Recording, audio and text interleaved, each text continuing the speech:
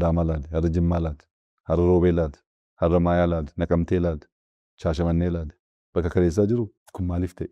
Sammuutu bilisoome waan ta'eef sirnaan dhaabbatee yaaduu, hojjetee buufachuu kan buufate irraa mootummaasaaf gaheesaa ba'achuu ijaaramee naannoo isaa biyya isaa ijaaruu keessatti gaheessa taphachaa waan jiruuf gaaffiin dinagdee guutummaatti deebi'ee dhumate isin jechuun illee baadhee jijjiiramni dhufaa jiruuf mul'achaa jiru abdii guddaa namatti kan Oromoof duwwaa osoo hin taane hundaaf jechuudha. Muummeen ministeeraa waan qabatama biyya kanaatii fi keessattiyyuu waa'ee Oromootii fi Oromummaa bal'inaan kaasaniiru. Bu'uura irraa seenessa dogoggora biyya kana keessatti ture. Keessattiyyuu Oromoo irratti Oromoo xiqqeessuudhaaf hojiin hojjetamaa ture baay'ee gadi fageenyaa waan turee fi isa cabsuudhaaf illee guddina Oromoo sirriitti kan agarsiisanii fi gaheen Oromoon misooma biyya kanaa tokkummaa biyya Itoophiyaa jedhamtu kana keessatti inumaayyuu immoo baha Afrikaa irratti qabdullee gadi fageenyaan waan hubachiisanii fi baay'ee sirriidhaa fi aan akka kootti kan itti gammade ta'uu isaati. Gaaffii deebii isaanii OBN duukaa taasisaa turan hordofeera miidiyaadhaani.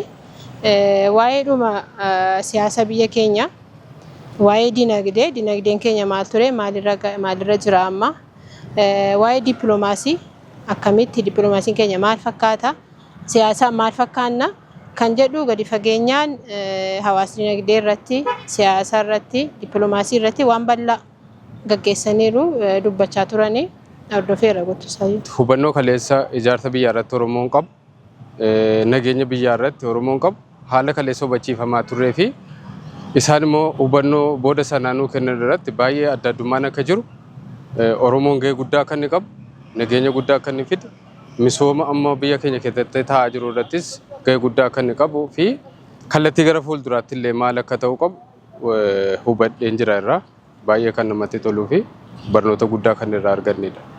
Muummichi ministeeraa yaadni miidiyaadhaan nuu kennaa ture yaada biyyattii guddisu haala dinagdeetiin siyaasaan wanta hundaanuu gama hundaanuu biyyattiidhaa bu'aa kan qabu faayidaa uummataatiif kan oolu ta'uu isaati kan nu hubadhe.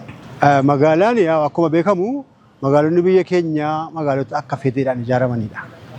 Akka fedheedhaan pilaaniin isaaniillee sirnaan qabamee gara jireenya hawaasaatiif jireenya uummataatiif mijaa'aa kan hin taane waan ta'eef yeroo kana keessa riifoormii magaalota irratti gaggeeffamaa jiruun magaalonni hedduun isaanii hawwataa uummata isaaniitiif jireenyaaf turizimii hawwachuudhaaf giddugala daldalaa giddugala indaastirii ta'uudhaaf haala mijaa'aa uumamaa jira.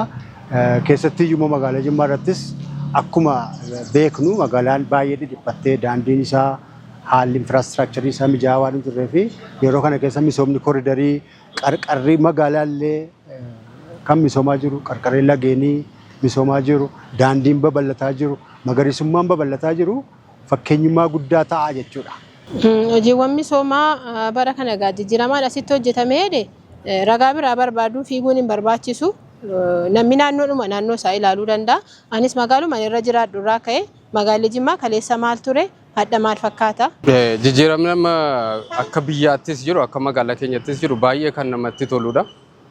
Bakkeewwan kaleessa bifa hin taane mul'ataa turan hamma misoomsamanii namoonni kaleessa mana hin qabne amma manni itti ijaaramee daandiin kaleessa dhiphaa ture babal'atee namni carraa kaleessa hojiidhaaf haalli mijataan ture haalli baay'ee mijeeffamee fi magaalaan hawwataa ta'ee kaleessa xiraan garaagaraa mul'ataa ture amma badee bakki hunduu bakka tuurizimiidhaaf ta'u ta'aa jira waan ta'eedhaaf bifa baay'ee namatti toludha.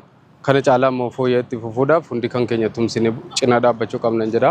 Akkuma biyyattiittis ta'e akka magaalaa keenyatti Jimmaan lafaa kaafnee ijaaramaa jirti.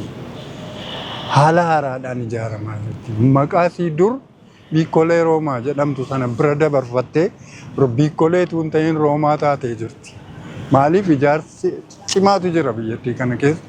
Daandiin isaa akkanan turre, manneen ijaaramaa jiran, haalli namoonni walitti siqanii jiraachaa jiran, fedhiin isaanii hundinuu kan mul'isu ijaaramni jiru kun baay'ee kan namatti toludha. Itti fufiinsaan kan ijaaramuu qabudha.